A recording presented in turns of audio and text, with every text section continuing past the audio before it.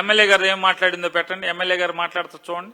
సాయంత్రం రెండు కుటుంబాల స్టార్టింగ్ మధ్య నుంచి పెట్టండి. ఒక చిన్న స్టార్టింగ్ నుంచి మళ్ళీ స్టార్టింగ్ నుంచి సౌండ్ కూడా పెట్టండి. 15 సాయంత్రం రెండు కుటుంబాల మధ్య ఒక చిన్న వివాదం, అది చిలికి చిలికి గాలివానలా 15 సాయంత్రం చిన్న వివాదం అంట. వినండి, 15 సాయంత్రం చిన్న వివాదం, అది చిలికి చిలికి గానివాలంగా మారిందంట. మారి ఒక మహిళ పట్ల అత్యంత హేయమైన ఒక చర్యగా మార్చిన పరిస్థితి అందరం కూడా చూడడం జరిగింది. అయితే ఇది 16వ తారీఖున బాధితురాలు మా పశ్చిమ ఆఫీస్కి వచ్చి నాకు ఇవి జరిగిన వివరణ అంతా కూడా ఇవ్వడం. మళ్ళీ పెట్టండి ఒకసారి స్టార్టింగ్. చూడడం జరిగింది. అయితే ఇది 15 సాయంత్రం రెండు కుటుంబాల మధ్య 15 సాయంత్రం జరిగింది. నాకు తర్వాత కలిసి వేసింది ఏదో చెప్పండి. చిన్న వివాదం, అది చిలికి చిలికి గాలివానలాగా మారి ఒక మహిళ పట్ల అత్యంత హేయమైన ఒక చర్యగా మళ్ళీ పెట్టండి. అత్యంత హేయమైన, ఒకసారి వినపడతలేదో? చిలికి గాలివానలాగా మారి ఒక మహిళ పట్ల అత్యంత హేయమైన ఒక చర్యగా చిలికి చిలికి గాలివానగా మారి ఒక మహిళ పట్ల అత్యంత హేయమైన చర్య జరిగింది 15వ తారీఖు సాయంత్రం. ఈవిడ దగ్గరికి ఎప్పుడు వచ్చారు చెప్తాను చూడండి. చిన్న పరిస్థితి అందరం కూడా చూడడం జరిగింది. అయితే ఇది 16వ తారీఖున బాధితురాలు మా పశ్చిమ ఆఫీస్కి వచ్చి నాకు ఇవి జరిగిన వివరణ అంతా కూడా ఇవ్వడం జరిగింది. అంటే వెళ్ళిపోతామంటే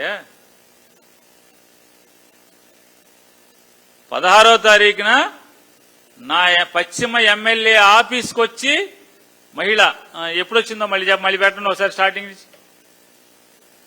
అందరం కూడా చూడడం జరిగింది. అయితే ఇది 16వ తారీఖున బాధితురాలు మా పశ్చిమ ఆఫీస్కి వచ్చి నాకు ఇవి జరిగిన వివరణ అంతా కూడా ఇవ్వడం జరిగింది. ఇలాగా తెలుగుదేశం పార్టీ కార్యకర్త ఒక నాయకుడు ఇలా దాడి చేయించాడు మా మీద అని చెప్పి బాధితులు ఎంతో తీవ్ర ఆవేదనతో తనకు తగిలిన దెబ్బలతో మా ముందుకు రావడం జరిగింది. ఇమ్మీడియట్ గా అప్పటికప్పుడే నగరంపాలెం స్టేషన్ పరిధిలో జరిగిన ఈ ఘటనకి సిఐ గారికి కాల్ చేసి ఇక్కడ పార్టీలకు సంబంధం లేదు, నాయకులు ఎవరైనా వ్యక్తులు ఎవరైనా సరే వాళ్ళ మీద తీవ్రమైన చర్యలు తీసుకోవాలి, దీనికి పాల్పడిన వ్యక్తి ఎవరు ఉన్నా కూడా ఆ సంఘటనలో వాళ్ళందరూ కూడా ఇమ్మీడియట్ గా యాక్షన్ లోకి తీసుకోవాలి అని చెప్పి సిఐ గారికి చాలా సీరియస్ గా ఆయనకి డైరెక్షన్ ఇవ్వడం కూడా జరిగింది. 15 సాయంత్రం రెండు అంటే 16వ తారీఖున అంత దారుణం, అంత దుర్మార్గం, అంత అమానవీయ సంఘటన జరిగితే 15వ తారీఖు పోలీసులు ఇన్యాక్షన్, అంటే పోలీసులు నిశ్చర్యల వల్ల దానికి ప్రధాన కారణం, మూల కారణం పోలీసులు ఎందుకు కదలట్లేదు అనేది ఆ బాధితులకి అర్థమై ఎమ్మెల్యే గారింటికి మర్నాడు 16 సాయంత్రం ఆవిడ చెప్పారు, ఇంకో వీడియోలో ఉంది, 16 సాయంత్రం అంగన్వాడీ మీటింగుల తర్వాత నన్ను కలిశారు, వాళ్ళ కొడుకు ఒక వీడియో చూపించాడు, అప్పుడు నేను కదిలిపోయాను, వెంటనే పోలీసులు కేసు కట్టాను అన్నారు. సిఐ గారు ఏం చెప్పారు? ఎమ్మెల్యే గారు అర్జీ మీద ఎండార్స్ చేసి పంపిస్తే నేను ఎఫ్ఐఆర్ విచారణ చేసి ఎఫ్ఐఆర్ కట్టాను అన్నారు. అంటే ఏంటి? నారా చంద్రబాబు నాయుడు గారు, లోకేష్ నాయుడు గారు, సమాజం చూస్తుంది, నిజం నిలకడ మీదైనా తెలుస్తుంది. మీ పాపం బద్దలైంది.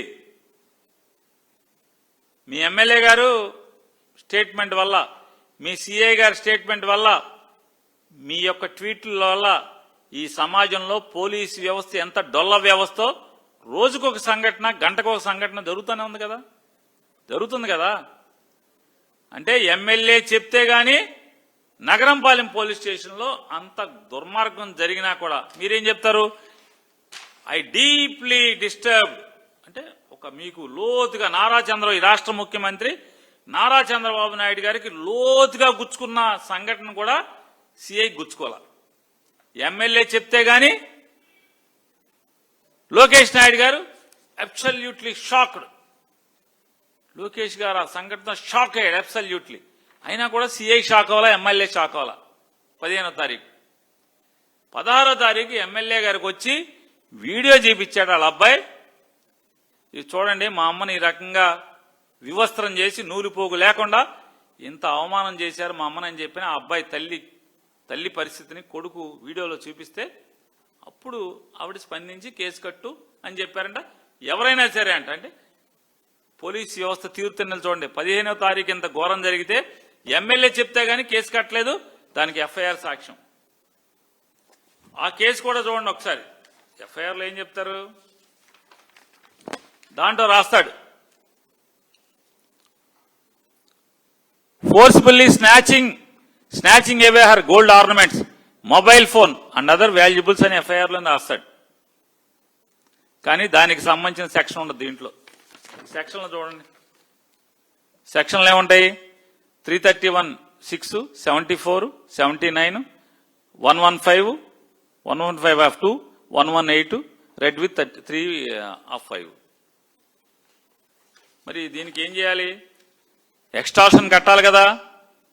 సిఏ గారు, ఎమ్మెల్యే గారు చెప్పారు, కట్టారు మీరు. మరి ఎక్స్టార్షన్ సెక్షన్ ఏది, మీరే రాశారు కదా. అంటే తీవ్రమైన సెక్షన్లు కూడా పెట్టరు మీరు. అలాగే దాంట్లో ఇంకోటి కూడా రాశారు సిఏ గారు, చంద్రబాబు నాయుడు గారు వినండి, మీ పోలీసులు తంతు ఎట్లా ఉందో.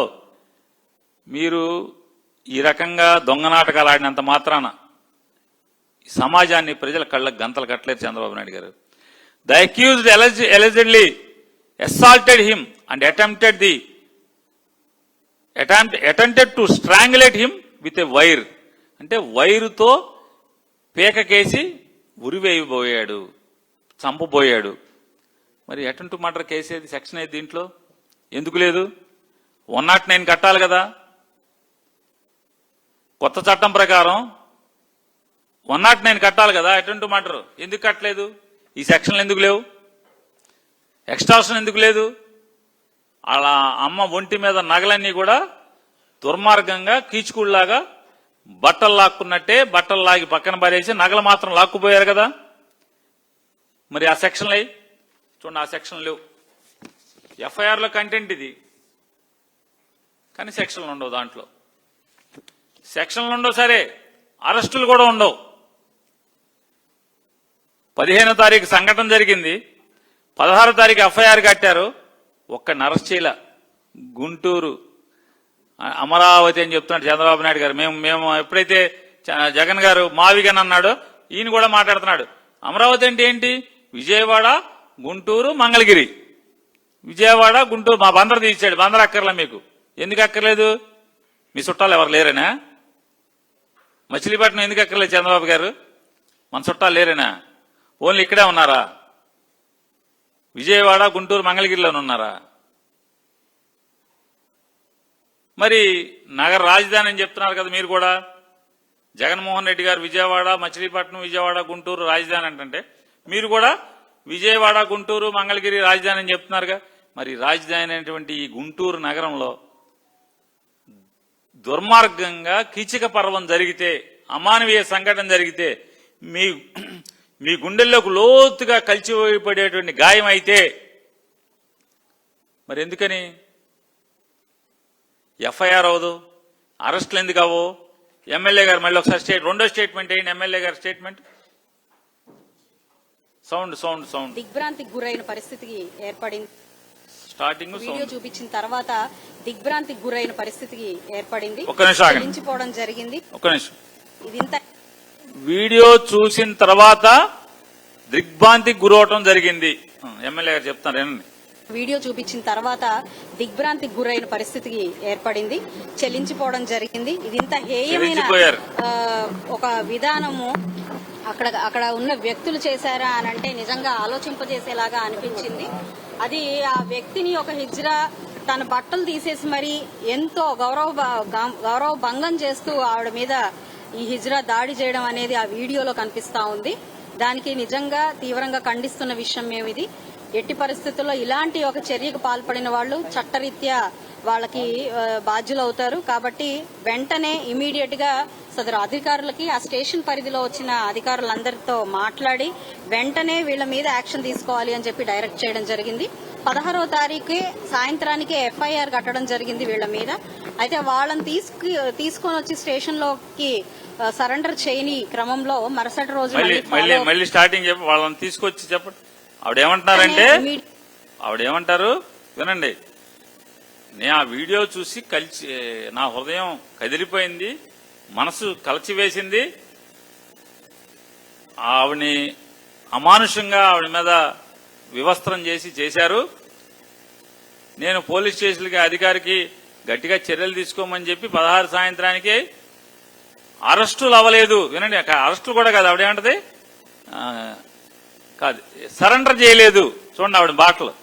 మళ్ళీ ఒకసారి ఏంటి ఆవిడేమంటది? సదరు అధికారులకి ఆ స్టేషన్ పరిధిలో వచ్చిన అధికారులందరితో మాట్లాడి వెంటనే వీళ్ళ మీద యాక్షన్ తీసుకోవాలి అని చెప్పి డైరెక్ట్ చేయడం జరిగింది. 16వ తారీఖు సాయంత్రానికి ఎఫ్ఐఆర్ కట్టడం జరిగింది వీళ్ళ మీద. అయితే వాళ్ళని తీసుకొని వచ్చి స్టేషన్ లోకి సరెండర్ చేయని క్రమంలో మరుసటి రోజు మళ్ళీ ఫాలో అప్ చేసి వాళ్ళని సరెండర్ చేసే పరిస్థితి వచ్చింది. అంటే 24 వారు చూడండి, వారు అంటే మనసులోంచి దాచుకోలేకపోతారు మాటలు. 16వ తారీఖు సాయంత్రానికి ఎఫ్ఐఆర్ కట్టించి వాళ్ళందరినీ తీసుకొచ్చి స్టేషన్కి తీసుకొచ్చి సరెండర్ చేసే కార్యక్రమం చేయమని చెప్పాను, అవ్వలేదు.